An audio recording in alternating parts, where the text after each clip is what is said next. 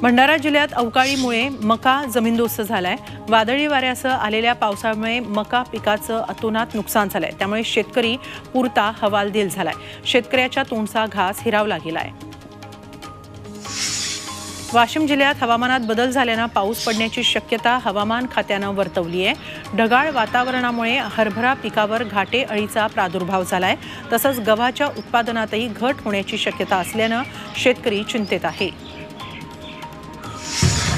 वाशिममध्ये वत्सगुल्म कृषी महोत्सवाच्या निमित्तानं कृषी विभागानं मोटरसायकल रॅली काढली। आत्मा प्रकल्प संचालक अनिसा महाबळेंनी हिरवा झेंडा दाखवून रॅलीची सुरुवात केली। सेंद्रिय पिकांचा प्रचार करणारा सेंद्रिय रथ, ट्रॅक्टर आदीचा सहभाग यात होता। अकोला नाका मार्गे निघून बाळासाहेब ठाकरे कृषी संकुल इथं रॅलीचा समारोप झाला। वसईत सफरचंदाचा यशस्वी प्रयोग झालाय। राफेल डायस आणि त्यांची पत्नी मेरी डायस यांनी हिमाचल प्रदेशमधून सफरचंदांची रोपं मागून त्याची घराच्या अंगणात लागवड केली होती। पोषक हवामान नसतानाही त्यांनी प्रयोग करून सफरचंदाची यशस्वी लागवड केली।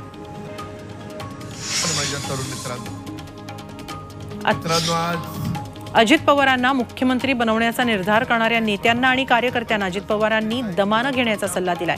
सारखं मुख्यमंत्री करू नका अशा शब्दांतच अजित पवारांनी आपल्या नेत्यांना सुनावलंय। अजित पवारांना मुख्यमंत्री करण्याचं स्वप्न पूर्ण करायचं असेल तर सगळ्यांना सोबत घ्यायला हवं असं भुजबळांनी सांगितलं। त्यानंतर अजित पवारांनी सावधगिरीची भूमिका घेतली। राष्ट्रवादीचे ज्येष्ठ नेते आणि मंत्री छगन भुजबळ यांनी रोहित पवारांवर नाव न घेता तोफ डागली आहे। आमच्याकडे राज्यातले कर्जत जामखेडचे देशातले तरुण नेते ते स्वतःला तरुणांचा नेता म्हणवतात, परंतु त्यांच्या अवतीभोवती जास्त करून पगारी नोकरदारच आहेत अशी घणाघाती टीका भुजबळांनी रोहित पवारांवर केली आहे। शरद पवारांनी ईडी कारवायांवरून भाजपवर निशाणा साधला। सत्तेचा गैरवापर केला जातोय। भाजप विरोधी कोणी भूमिका घेत असेल तर लगेच कारवाई होते असा आरोप पवारांनी केला। ईडी कारवाई झाली असा एकही भाजप नेता नाही असंही पवारांनी म्हटलं। पुण्यात शरद पवार संजीवनी आरोग्य मंत्र कार्यक्रमात पवारांनी ही टीका केली।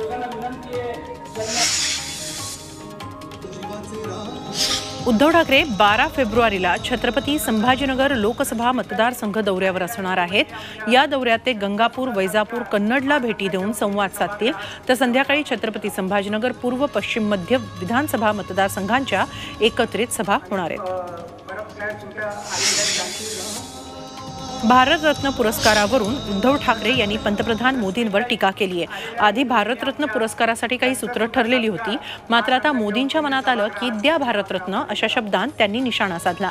तर स्वामीनाथन यांना जसा भारतरत्न दिला तशा त्यांच्या शेतमालाच्या हमीभावाबाबतच्या शिफारशीही मान्य करा अशी मागणीही ठाकरेंनी केली। आता त्यांना म्हणजे जसं आले देवाच्या मनात बाळासाहेब ठाकरेंना भारतरत्न द्या यासाठी राज ठाकरेंनी मोहीम सुरू केली आहे। कुंचला ते कायदेमंडळ असा विलक्षण प्रवास करत हिंदुस्थानियांच्या अन्यायाला वाचा फुटणाऱ्या स्वर्गीय बाळासाहेब ठाकरे यांना भारतरत्न सन्मान मिळायलाच हवा असं म्हणत या मोहिमेला सुरुवात झाली आहे। राज ठाकरेंच्याच आवाजात या मोहिमेसाठी व्हिडिओ देखील तयार करण्यात आला आहे। या संघटनेचं निर्विवाद नेतृत्व करणाऱ्या माणसाचं कोल्हापुरात संभाजीराजेंचे भावी मुख्यमंत्री म्हणून बॅनर लागले आहेत। याच बॅनरची कोल्हापुरात चर्चा सुरू झाली आहे। नाशिकहून आलेल्या स्वराज्य संघटनेच्या कार्यकर्त्यांनी संभाजीराजेंचा भावी मुख्यमंत्री असा उल्लेख करणारे बॅनर गाड्यांवर लावलेत। सध्याच्या मुख्यमंत्र्यांवर आमचा विश्वास नाही, त्यामुळे संभाजीराजांसारखेच मुख्यमंत्री आम्हाला हवेत अशी प्रतिक्रिया कार्यकर्त्यांनी व्यक्त केली आहे।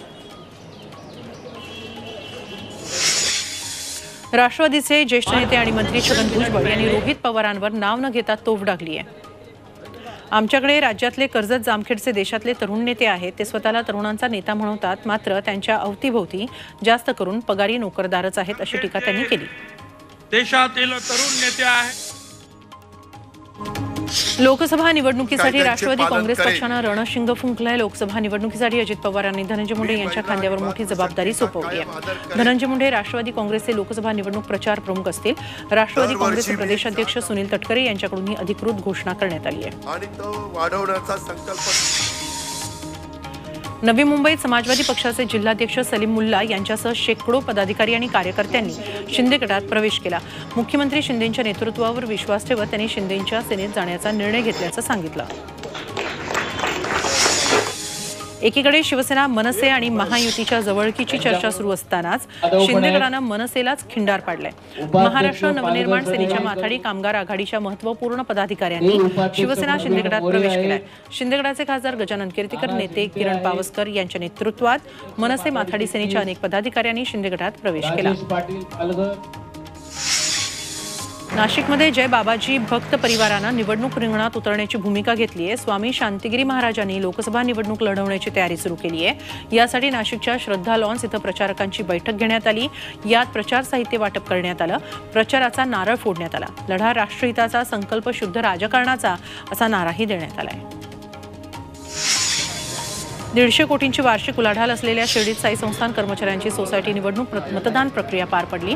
तब्बल 1600 कर्मचाऱ्यांनी आपला मतदानाचा हक्क बजावलाय। विखे समर्थकांचे 2 तर कामगार नेते विठ्ठल पवारांचा 1 पॅनल अशी तिरंगी लढत पाहायला मिळाली। नंदुरबार जिल्ह्यातील शहादा येथील जयप्रकाश नारायण सूतगिरणीची निवडणूक चांगलीच रंगतदार होणार आहे। अनेक वर्षांपासून इथं दीपक पाटील यांचं एकाहाती वर्चस्व राहिले। सत्ताधाऱ्यांकडून बिनविरोध निवडणुकीसाठी प्रयत्न करण्यात आले, मात्र विरोधक निवडणुकीवर ठाम आहे। नाशिकमध्ये हिंदू जन आक्रोश मोर्चाला सुरुवात झाली। नितेश राणेंच्या नेतृत्वात या मोर्चाला सुरुवात झाली। नाशिकच्या बीडी भालेकर मैदानापासून जिल्हाधिकारी कार्यालयापर्यंत मोर्चाचं आयोजन करण्यात आलं। वक्फ बोर्ड कायदा रद्द करावा, लँड जिहाद विरोधात हिंदू जन आक्रोश मोर्चाचं आयोजन करण्यात आलं।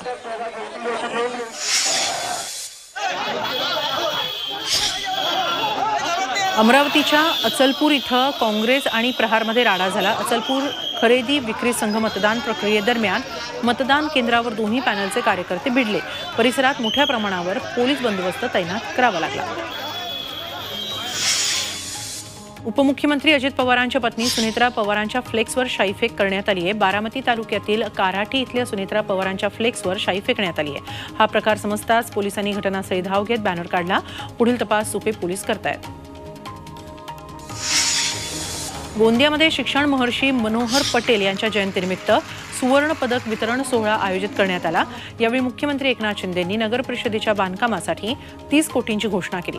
तसंच आम्ही घोषणा करून देणारे सरकार आहोत, घेणारे नाही असा टोला लगावला। कार्यक्रमाला उपराष्ट्रपती जगदीप धनखड, राज्यपाल उपस्थित होते।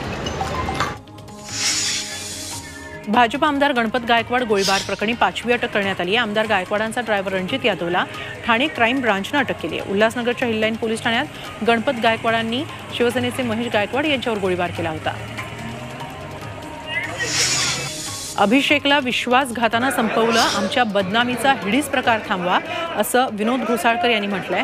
अभिषेक घोसाळकर यांच्या हत्येनंतर त्यांचे वडील आणि शिवसेना नेते विनोद घोसाळकर यांनी निवेदन प्रसिद्ध केलंय। काँग्रेसच्या भारत जोडो यात्रेचा 29वा दिवस आहे। छत्तीसगडच्या रायपूरमध्ये राहुल गांधी यात्रेत सहभागी होणार आहेत। भारत जोडो यात्रेचा आजचा मुक्काम कोरबा जिल्ह्यात आहे। ज्या पद्धतीनं राम जन्मभूमी मंदिर तयार झालं त्या पद्धतीनं मथुरा इथं कृष्ण मंदिर निर्माण व्हावं ही लोकांची अपेक्षा आहे आणि ज्याप्रमाणे कायदेशीर प्रक्रिया पूर्ण करून राम मंदिर निर्माण झालं त्याचप्रमाणे मथुरेतील कृष्ण मंदिरही पूर्ण होईल असं मत मुख्यमंत्री देवेंद्र फडणवीस यांनी व्यक्त केलंय। आळंदीमध्ये भक्तिगीता भक्ती अमृत महोत्सवाच्या सांगता कार्यक्रमात फडणवीस आले होते, त्यावेळी त्यांनी हे मत व्यक्त केलं। यावेळी उत्तर प्रदेशचे मुख्यमंत्री योगी आदित्यनाथ देखील उपस्थित होते। पर मैं जानता हूं छत्रपती संभाजीनगरमध्ये 19व्या राज्यस्तरीय तलाठी अधिवेशनाचं आयोजन करण्यात आलं। महसूल मंत्री राधाकृष्ण विखे पाटील यांच्या हस्ते अधिवेशनाचं उद्घाटन झालं। अधिवेशनात तलाठी पदोन्नती, 1 तारखेला पगार तसंच पीएम किसान योजनेच्या कामाचं मानधन मिळावं अशा मागण्या करण्यात आल्या।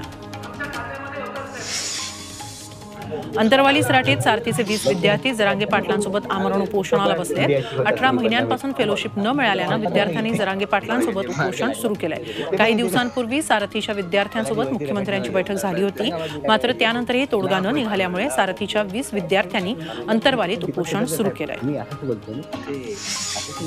यशवंतराव चव्हाण महाराष्ट्र मुक्त विद्यापीठामध्ये आता ड्रोन पायलटचे धडे घेता येणार आहेत। वंचितांना मुक्त शिक्षण देणाऱ्या विद्यापीठात आता आणखी एका तांत्रिक शिक्षणाची भर पडली आहे। ड्रोन पायलट अभ्यासक्रम इथं सुरू करण्यात आलाय। तंत्र शिक्षण मंत्री चंद्रकांत पाटील यांना यावेळी ड्रोन प्रात्यक्षिकं दाखवण्यात आली। वर्धा जिल्ह्यातील रोठा इथे एका शेतकऱ्यांना कापसाला भाव मिळत नसल्यानं गाडीतला कापूस पेटवून दिला. विरोधी पक्षनेते विजय वडेट्टीवार यांनी ट्विटरवर हा व्हिडिओ पोस्ट करत सरकारवर निशाणा साधला. सरकारने शेतकऱ्यांना हमीभाव मिळेल अशी व्यवस्था उभारली नाही अशी टीका त्यांनी केली. मी ऑनलाईन केलेला आहे तरी पटवारी. नाशिकच्या गिरणा धरणातून औद्योगिक विकास महामंडळ धुळे अंतर्गत पाण्याचा 2000 क्युसेक वेगानं विसर्ग करण्यात आला. हे पाणी फक्त पिण्यासाठी असल्यानं नदीकाठावरील सर्व शेतकऱ्यांनी शेती पंप बंद ठेवावेत आणि नागरिकांना सतर्कतेचं आवाहन प्रशासनानं केलं. गिरणा धरणात सध्या 41% पाणीसाठा शिल्लक असून जळगाव जिल्ह्याचा पाणी प्रश्न मिटणार आहे. नंदुरबार शहराला पाणीपुरवठा करणाऱ्या विरचक धरणात 35%च पाणीसाठा शिल्लक आहे. त्यामुळे शहरात पाणी कपात केली जात असून 3 दिवसाआड पाणीपुरवठा केला जातोय. वेळेत पाऊस झाला नाही तर पिण्याच्या पाण्याची टंचाई निर्माण होऊ शकते. त्यामुळे नागरिकांनी पाणी जपून वापरण्याचं आवाहन प्रशासनानं केलंय. सिन्नरमधील नेहरू चौकात बिबट्या मुक्त वावर करताना सीसीटीव्हीत कैद झाला. बिबट्या झाडावर चढून मांजरीची शिकार करत असल्याचा व्हिडिओ व्हायरल झाला. 2 दिवसांपूर्वीच याच भागात माजी नगरसेवक पंकज मोरेंच्या कार्यालयाच्या मागील बाजूला चक्क 3 बिबटे दिसून आल्यानं नागरिकांची धांदल उडाली होती.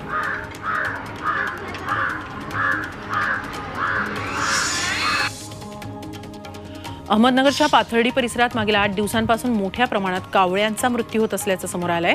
शहरातील विविध भागांमध्ये कावळे बेशुद्ध पडल्यानंतर काही वेळातच त्यांचा मृत्यू होत असल्याचं प्रत्यक्षदर्शींनी सांगितलंय. प्रशासनानं कावळ्यांच्या होणाऱ्या मृत्यूबाबत शोध घेणं गरजेचं असल्याचं स्पष्ट केलंय.